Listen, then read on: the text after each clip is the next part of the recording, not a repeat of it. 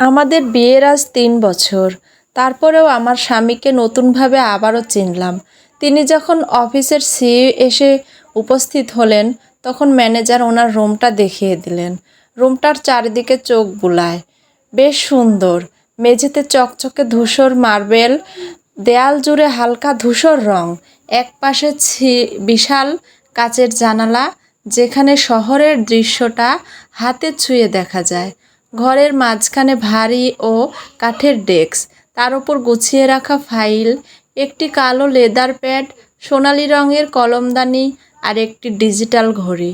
ডেস্কের ঠিক পেছনে নীল রঙের হাই ব্যাগ চেয়ার, তার সামনে দুটি হালকা ছাই রঙের আরামদায়ক ডিজিটাল চেয়ার।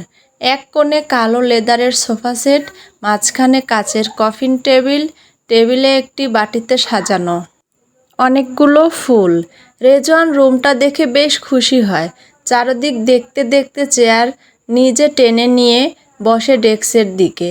ম্যানেজারকে উদ্দেশ্য করে বলে, আমার অ্যাসিস্ট্যান্ট বা সেক্রেটারি নেই? ম্যানেজার বললেন, জি স্যার আছেন। রেজওয়ান এটা শুনে বলেন, ঠিক আছে, আপনি যান। এই মাসের বাকি সব ডিলের ফাইলগুলো নিয়ে সেক্রেটারিকে পাঠান। আমার ডেস্কে রেজওয়ানের রুমের পাশেই।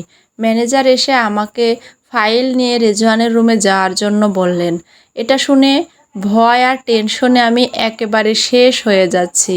না জানি কি থেকে কি হয়, তবুও নিজেকে সামলে নিলাম। সব ফাইল গুছিয়ে নিয়ে ওনার রুমে গিয়ে দরজায় নক করলাম। May I come in sir? উনি চোখ তুলে আমার দিকে তাকিয়ে কিছু মুহূর্ত নীরব থেকে উত্তর দিলেন, কাম। অনুমতি পেয়ে আমি ধীরে ধীরে ভিতরে গেলাম। ফাইলগুলো টেবিলে রাখলাম। তারপর টেবিল থেকে একটু সরে গিয়ে বললাম, স্যার এখানে সব ডিলের বিস্তারিত আছে, আপনি দেখে নিন। রেজওয়ান ল্যাপটপ থেকে মুখ তুলে আমার দিকে তাকালেন। দেখলেন আমি মাথা নিচু করে দাঁড়িয়ে আছি।